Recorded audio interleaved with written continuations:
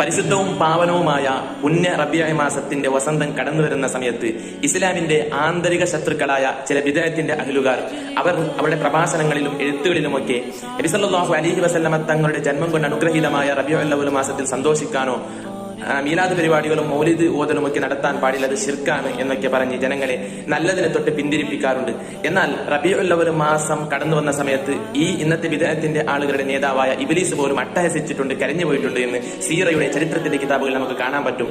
മഹാനായ ഇമാം ഹലബി തങ്ങളുടെ സീറത്തുൽ ഹലബിയ എന്ന ഗ്രന്ഥത്തിലും ഇമാം ഇബ്നു കസീർ തങ്ങളുടെ അൽ ബിദായ വന്നിഹായ എന്ന ഗ്രന്ഥത്തിലും മാത്രമല്ല ഇമാം ബർസഞ്ചി തങ്ങളുടെ അൽ കൗകബുൽ അൻവർ അല അഖ്ദിൽ ജൗഹർ ഫി മൗലിദിൻ നബിയിൽ അസ്ഹർ എന്ന ഗ്രന്ഥത്തിലും രേഖപ്പെടുത്തിയതായി കാണാം. ലിമൗലിദിഹി ഖദ് റന്ന ഇബ്ലീസ് റന്നതൻ ഫസുഖ്കൽ ലഹു മാദാ യുഫീദു റനീനുഹു.